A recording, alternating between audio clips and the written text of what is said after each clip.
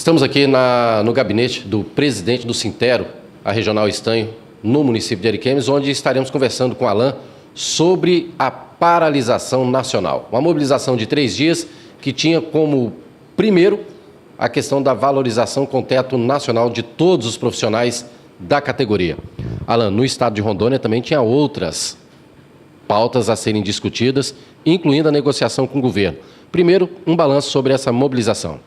Foi positivo, foi positivo. Eu posso falar, eu e o Manuel, a gente pode, e a Cirlei, a gente pode falar pelo Vale do Jamari, que é a nossa área de atuação enquanto diretoria regional da Estanho. A adesão foi de 100%.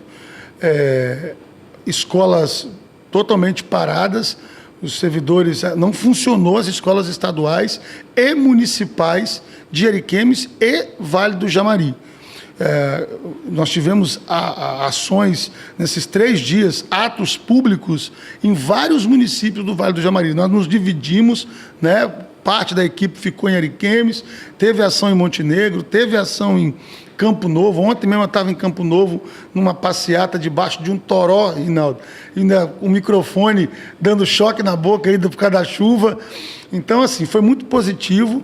A gente fez aquela mescla entre os temas propostos pela CNTE para serem debatidos, né, apresentados à comunidade ao longo desses 3 dias, temas que perpassam a educação em âmbito nacional, e mesclamos com os problemas específicos da educação de cada um desses municípios do Vale do Jamari, né, bem como com os problemas específicos também da educação estadual de Rondônia. Então foi assim, foi muito proveitoso, debatendo, apresentando esses problemas e também aproveitando nesse momento que a gente é único, um momento nosso, que a gente nunca tem tempo, né? Professor sempre, sua esposa é professora, você sabe bem disso. A gente sempre trabalhando manhã, tarde, noite, em 3 turnos, né? Para triplicar, para dobrar o salário, para ele ser um pouquinho melhor. A gente nunca tem tempo para estar discutindo entre a gente. Nós aproveitamos também esse período de 3 dias para discutir nossa carreira, para discutir o estatuto, o regimento do nosso sindicato, para discutir, inclusive, a criação de um regimento para disciplinar o funcionamento da nossa sede social, que é o clube, que é a piscina. Foi muito positivo o saldo. Claro que todos os debates no que diz respeito à educação no estado de Rondônia, não é a diretoria do Sintero que decide, e sim toda a categoria. Exatamente, democraticamente a categoria, sobretudo a categoria estadual, que nesse momento da paralisação nacional, que uniu todos, estado, município, federais, ele coincidiu com um momento de negociação salarial com o governo do estado. Houve essa coincidência. Então, nós nos reunimos em assembleia em todo o estado, apresentamos para a categoria uma contraproposta que o governo, que o executivo estadual mandou, e a categoria democraticamente, né, fez a sua escolha, aprovou em assembleia a proposta, a contraproposta do governo, fez com uma ressalva, né, e essa contraproposta, esse resultado das assembleias foi apresentado ontem pela executiva do Sintero em Porto Velho aos representantes do executivo estadual, e o executivo estadual aceitou. Portanto, a negociação de pauta de reivindicação 2016 com o executivo estadual está encerrada. No próximo mês, em abril, todos os servidores receberão já, dentro dessa nova realidade, fruto dessas negociações. Alain, o que vocês, primeiramente, já que estava em negociação, vocês tinham feito uma proposta. O que era proposto e que foi a contraproposta do governo? Olha, a nossa proposta ela foi protocolada em dezembro, né? A nossa pauta tinham 19 itens, dividido em 3 partes, a política econômica, social e a política educacional. O coração de uma pauta sempre é a parte econômica, né, Rinaldo? E na parte econômica nós cobrávamos do governo estadual o cumprimento do Plano Estadual de Educação. O Plano Estadual de Educação é lei, aprovado pela Assembleia, sancionado pelo governador. A meta 17 do plano é a meta que visa a valorização salarial do professor. Então, nós estávamos cobrando que o governo cumprisse a meta 17 do plano, sobretudo, a incorporação das gratificações que nós temos no nosso salário ao vencimento base, com forma de beneficiar os aposentados.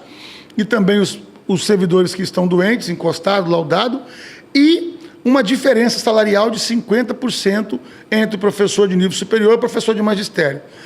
Porém, nas reuniões que estavam acontecendo nos últimos dias com os representantes do Executivo Estadual, eles deixaram claro que, diante do cenário atual de crise econômica, de arroxo, de queda de arrecadação, de comprometimento da folha do Estado dentro da LRF, era impossível cumprir as metas de valorização salarial previstas no plano nesse momento.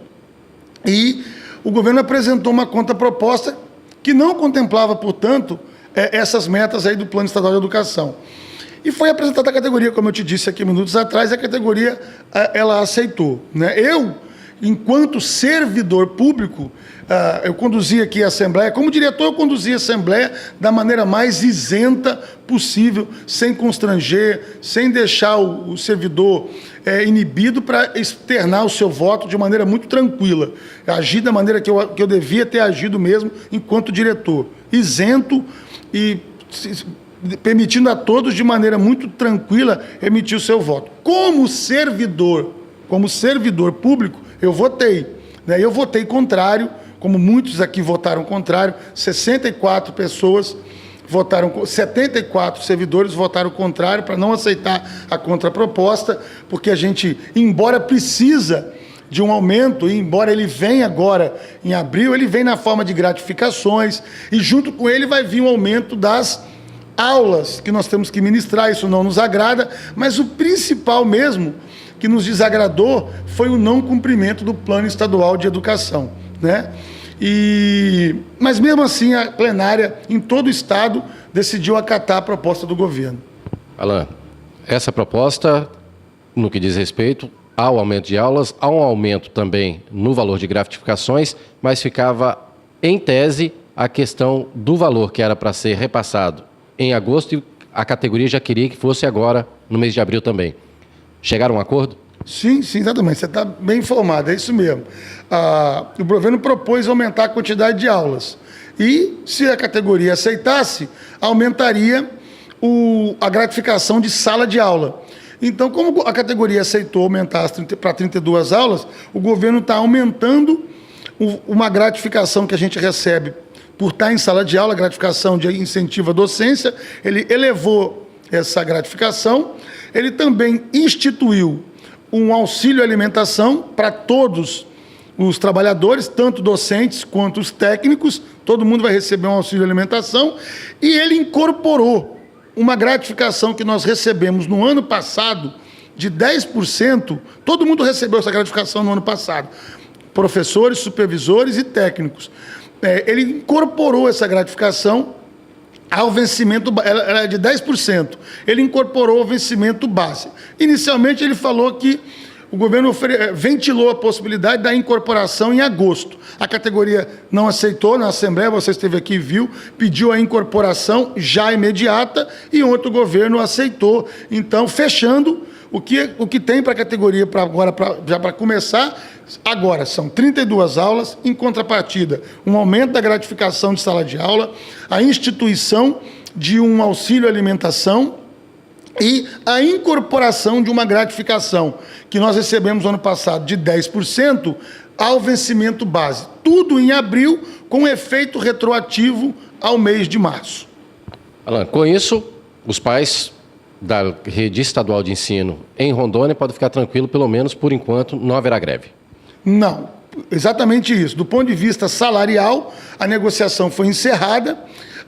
Agora, não quer dizer que não existam problemas na educação pública estadual, né? E problemas esses que continuam criando tormentos para a comunidade escolar. Nós estamos travando uma batalha saudável com o governo, porque o movimento sindical, o Sintero, e outros movimentos sociais são veementemente contrários a um projeto que o governo do Estado está instituindo no Estado, conhecido como mediação tecnológica, que é uma espécie, na verdade, EAD, né? Ensino à distância para o ensino base. E é inaceitável que a educação base tenha uma televisão ministrando aula e não 10, 12 professores, porque a grade curricular do primeiro ano do ensino médio são 11, 12 professores, e eles foram substituídos por um aparelho de televisão de 55 polegadas. Nós somos veementemente contrários, estamos nos movimentando e agindo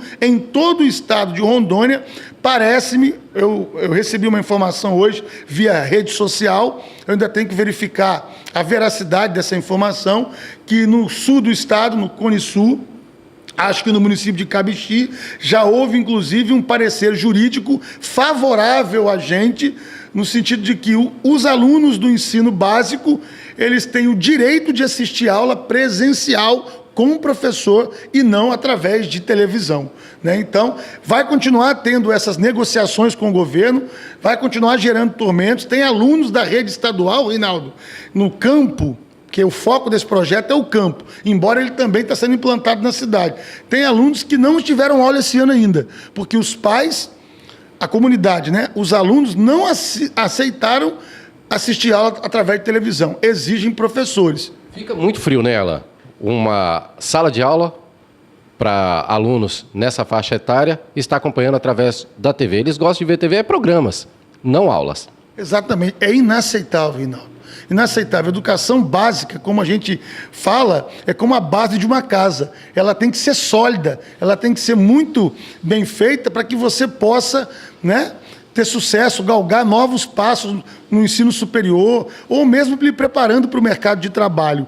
É inaceitável que, depois de 20 anos, o Brasil universalizando o ensino, colocando as crianças na escola, e os novos desafios que se colocam é elevar a qualidade do ensino, e nesse momento que nós estamos lutando para elevar a qualidade do ensino, o governo de Rondônia vem propor EAD, educação à distância, para o ensino básico. Essa relação professor-aluno no ensino básico, isso jamais pode ser quebrado. É inaceitável isso. Isso favorece o crescimento, né, cognitivo, o crescimento interpessoal. Esse contato professor-aluno no ensino básico, fundamental e médio, ele é fundamental, ele não pode ser quebrado. Eu vou lhe fazer uma pergunta.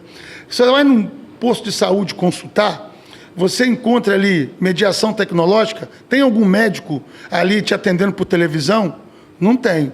Você vai no escritório de advocacia, tem algum advogado ali te atendendo por televisão? Não tem. Você vai no escritório procurar um engenheiro, tem algum ali para te atender por televisão, por escritório? Não tem. Por que o professor tem que ser substituído por uma televisão? Tem que ficar claro, nós não somos contra as novas tecnologias. As novas tecnologias vêm para somar. E deve vir mesmo, mas elas têm que ser usadas como um meio, como um recurso didático-pedagógico. Elas não devem ser usadas como um fim. Elas não podem substituir o trabalho de um professor. Isso já acontece no ensino superior, nas graduações, nas pós-graduações. Mas aí nós estamos falando de adultos, de seres adultos que sabem o que quer, que pagam, que sabem que precisam de uma formação sólida para poder entrar no mercado de trabalho. Agora, quando nós estamos falando de ensino básico, nós estamos falando de crianças, de adolescentes, né, que vão amadurecer no convívio, na troca de experiências com um professor, não com uma televisão. E claro que com isso também fortalecendo ainda mais o trabalho que é educar o aluno, não somente no que diz respeito às partes da teoria, como também na prática. E muitas vezes, a imagem de TV pode ficar muito frio e assim haver a evasão escolar ainda maior do que existe no momento.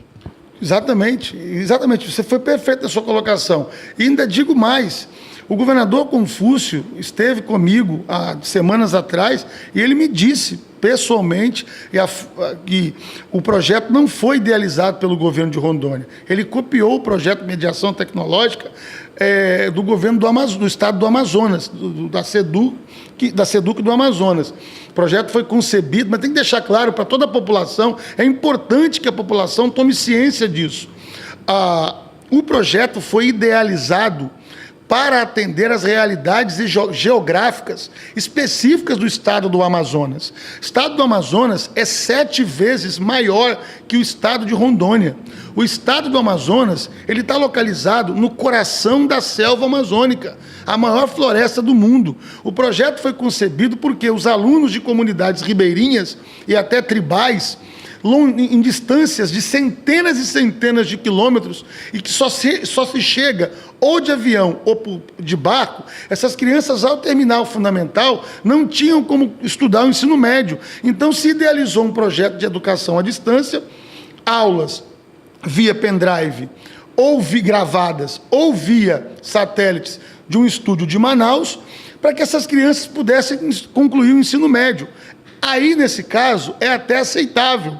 Agora, você traz um projeto desse para Rondônia, 7 vezes menor que o estado do Amazonas. E um estado que não está no coração da selva, um estado que está localizado na orla, na periferia da floresta. Então, essa inacessibilidade, essas distâncias tão grandes do estado do Amazonas, essa realidade geográfica não se apresenta aqui em Rondônia. Portanto, do ponto de vista geográfico, esse projeto não se sustenta. Aí a secretária Fátima, diante desse argumento, ela disse assim: mas Alain, falta professor, não é só as questões geográficas, falta professor, no município tal, o professor tem que ir 150 quilômetros e ele não quer ir. Eu respondi para ela: Rinaldo, isso se resolve fácil, com salário atrativo, com carreira atrativa, com jornada e condições de trabalho dignas, com pagamento de gratificação de difícil acesso, de difícil provimento, com concurso público. Falta de professor, Fátima, não se resolve substituindo ele por uma televisão. Todos nós sabemos o que tem que ser feito para ter um professor lá naquela escola do campo, longínqua. Todo mundo sabe. Paga ele uma gratificação de difícil acesso. Dê a ele condições de trabalho, jornada digna, transporte digno. Pergunta se ele não vai. Vão brigar. Eles vão brigar para ir aqui. Você conhece a realidade aqui de Ariquemes. As escolas rurais do município de Ariquemes, uma gratificação de difícil acesso de 50%. Um monte de professores aqui da cidade tem vontade de ir para a escola Polo para ganhar esses 50%. E quem está lá não quer sair. Simples. O Estado se nega. Ele paga uma gratificação de 20% a 30%, 40%.